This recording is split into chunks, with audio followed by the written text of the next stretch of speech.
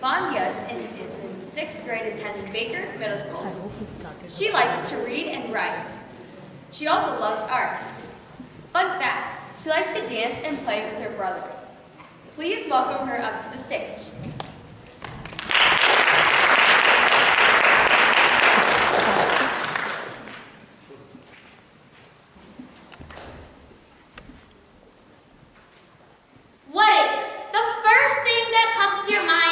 When you think of Detroit, cars, right? This is the Motor City. And which is the largest car manufacturer in the United States? For all the car lovers here, would you like to take a guess? Yes. Yes. The person I will be talking about today has shattered the glass ceiling and is the one and only female chairman and CEO of an automaker. In a field dominated by men, she climbed to the top of one of the most well-known companies in the nation. Today, I'm honored to introduce you to one of the most powerful women in the world. With a show of hands, how many of you in the audience work for GM? Today, I would like to speak about your leader, your CEO, Mary Barra. Good evening. My name is Vandya, and I'm a 6th grader at Baker Middle School. I have a sweet brother, 2 loving parents, and an adoring grandma here to support me today. Many successful people come from wonderful families. Mary Barra is one of them. Let's look at where it all began. Mary Teresa Michaela was born on December 24th in 1961 to parents Ray and Eva Michaela in Royal Oak, Michigan. She has a brother named Paul. Mary grew up in Waterford, Michigan. As a child, she was always exposed to the GM culture because her father, Ray, actually worked at GM for almost 40 years. It's no wonder how she can lead GM so well. It's literally in her blood. Even as a child, she had a passion for cars. Just like how my mom always encourages me, Mary was greatly influenced by her mother. Her mother always said, "You can do or be whatever you want to be, but you've got to work hard." This pushed Mary to do well throughout her education. Mary Barra always says, "Whatever you decide to do it with passion and all of the energy that you have." Mary was always a smart kid with a thirst for knowledge. She loved and excelled in science and math. Mary is a graduate of Waterford Mont High School. After high school, she went on to study electrical engineering at the General Motors Institute, now Kettering University. Later, Barra got a fellowship from GM to pay for her Stanford MBA. Good habits formed at youth make all the difference. Aristotle. Mary began her career in her youth life as a co-op student at the age of 18 in the Pontiac Motor Division. She worked on inspecting Grand Prix hoods and fenders for defects, among other jobs. After graduating, she became a controls engineer at the Fiero plant. She oversaw a team of millwrights, plumbers, and electricians who were all guys. When the plant closed in 1988, she applied and was accepted into Stanford University's Graduate School of Business, one of the most selective programs in the country. This would put her on the fast track up the executive ranks when she got back to GM. Mary Barra always says, if you do every job like you're going to do it for the rest of your life, that is when you get noticed. After Mary returned to GM at Stanford, she began climbing her ladder to the top, undertaking various roles throughout her work. First, she was hired as a senior staff engineer in operations services for the Chevy Pontiac Canada Group, and soon became the manager of manufacturing planning for the mid-sized car division. Manufacturing a new car was a massive duty, so she developed a standardized system for retooling, which helped GM reduce mistakes and therefore save time and money. The first car to be launched using this system was an all-new Pontiac Grand Prix in Fairfax, Kansas. It was one of the most successful launches GM had ever done. Because her boss saw her potential, she was promoted as an assistant to both the CEO and vice chairman of that time.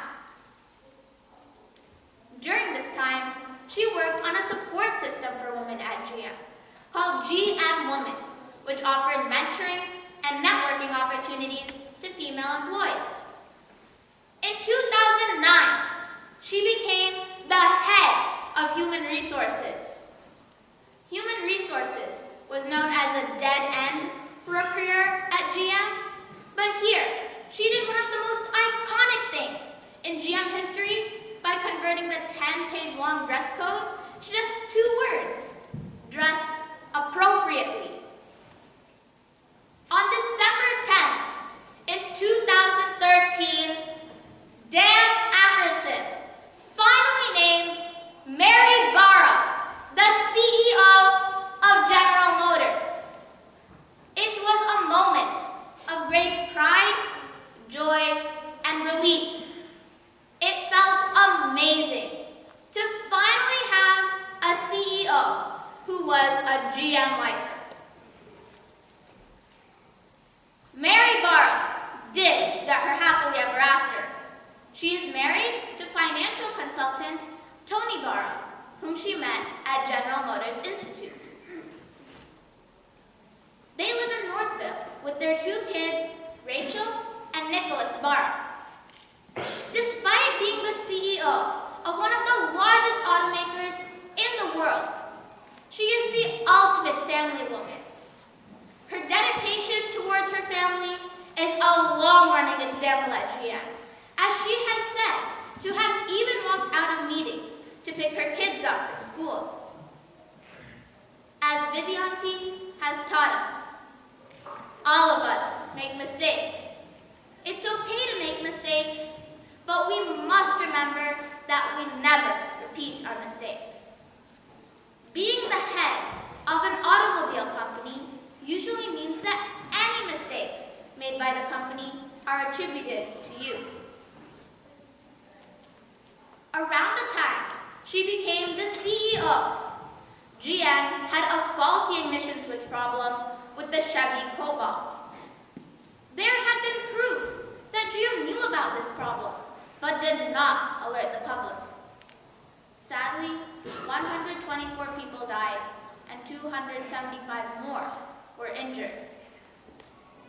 Her mistake was for not being aware of the ignition switch, even after being with GM for so long, and for not alerting the public earlier.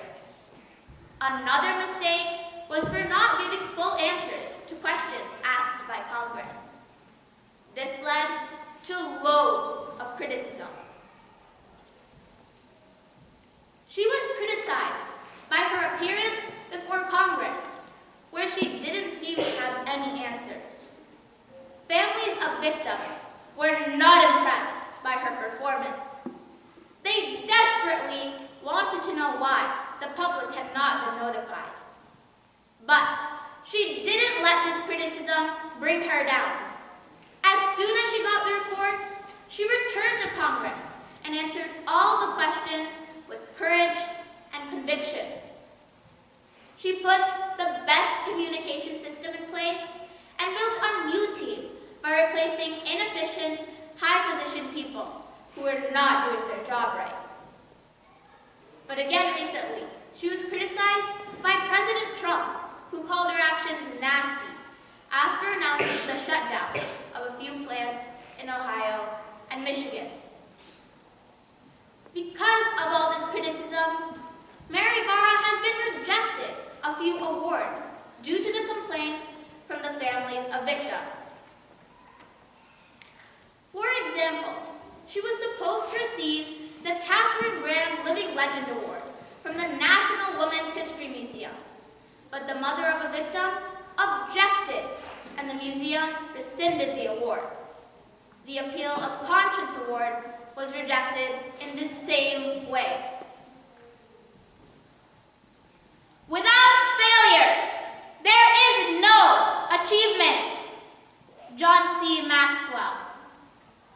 In the midst of all the criticism and rejections that Mary Barra has faced, she has accomplished some groundbreaking achievements. She is the first female chairman and CEO of one of the largest automakers in the world, with a net worth of $60 million. She made it to number 1 on Fortune magazine's most powerful woman. She was also hailed as hometown hero by the Detroit Economic Club. She has even appeared on Time's list of 100 most influential people. With these great achievements came great recognition. She was awarded the Yale Chief Executive Institute's Legend in Leadership Award. She was also named the Automotive Industry Leader of the Year for 4 years and received the Woman of Courage and Achievement Award from Michigan Governor Rick Snyder. For her tireless work at GM, she was awarded the Honorary Golden Steering Wheel in 2016. She has even received an honorary doctorate from the University of Michigan. I chose Mary Barra because she works tirelessly to be the best she can be. She is a huge advocate for STEM education for girls. Her humility, loyalty, and intelligence to the company is what makes her outstanding. Barra deserves to be celebrated for leading one of the largest companies in revenue terms and for reaching the top position in an industry that has been dominated by men. She is my role model, and I aspire to work hard and become successful like her one day. I have learned wonders from Confidence class. It has helped me come out of my shell and speak in front of others without hesitation. I also overcame anxiety and learned to believe in myself. I can now take criticism positively, take mistakes as a learning opportunity, and not only set a goal, but avoid procrastination and stick to my plan. But most importantly, I learned to speak up and get myself noticed. As Mary Barra said 20 years ago, I was pushed and mentored and given challenging assignments and then supported. That allowed me to have the career path I've had. Vidyanti, I hope that 20 years from now, when I'm successful and have secured my place in the world, I will look back fondly at the mentoring and support you have given me. I would like to thank the Honorable Judge for taking time out of her busy schedule to come and listen to us today. Vidyanti, for inspiring me to have confidence in myself, and my family for continuous support, motivation, and encouragement. I would like to thank Nick Lazarado for the audience, for coming out here to listen to us today.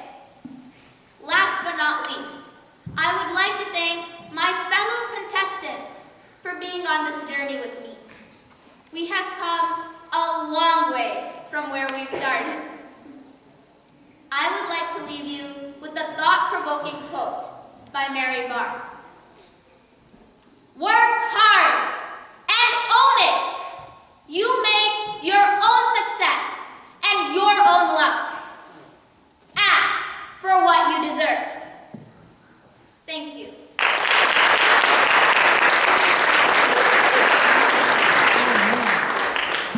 Starting with the judges' question first.